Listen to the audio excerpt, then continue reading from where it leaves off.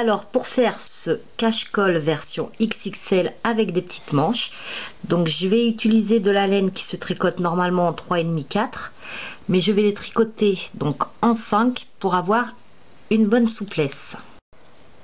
Donc dans un premier temps, nous allons monter 45 mailles.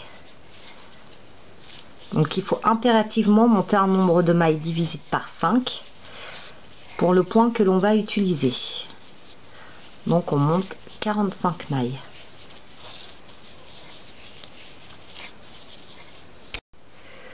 Puis nous allons donc tricoter en côte 3-2. Donc pour ce faire, nous allons faire sur le premier rang donc 3 mailles à l'endroit et 2 mailles à l'envers. Donc nous allons faire ça tout le rang, toujours 3 mailles à l'endroit suivi de 2 mailles à l'envers.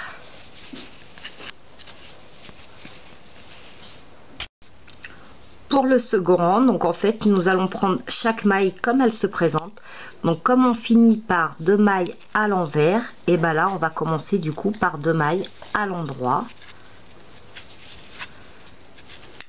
suivi de 3 mailles à l'envers.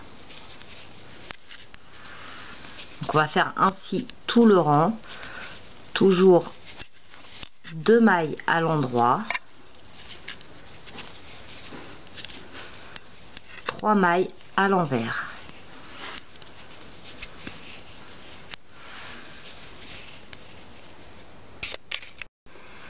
Donc voici ce que vous devez obtenir. Donc je ne sais pas si vous voyez très bien le relief par rapport à la laine que j'ai employée. Donc lorsque l'on arrive à 25 cm de hauteur, avec un trombone ou un fil ou un marqueran, on va marquer en fait le début de ce rang et la fin également. Donc c'est tout simple et on va continuer donc à tricoter normalement. Simplement on va changer d'aiguille. Donc en fait on était en aiguille numéro 5 et on va passer donc sur des aiguilles numéro 6. Et on va continuer donc à tricoter comme normalement. Donc le premier rang avec 3 mailles à l'endroit, 2 mailles à l'envers. Et le deuxième rang donc par 2 mailles endroit, 3 mailles à l'envers. On va continuer ainsi sur de nombreux centimètres. Donc à environ 2 mètres de hauteur, donc il ne faut pas désespérer, ça monte quand même assez vite car on a très peu de mailles.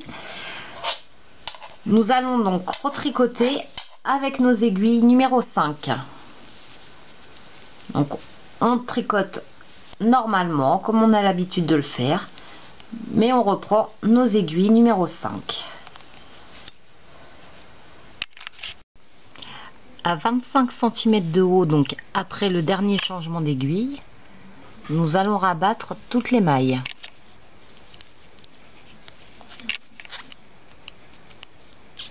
Donc on rabat normalement, un petit peu souplement.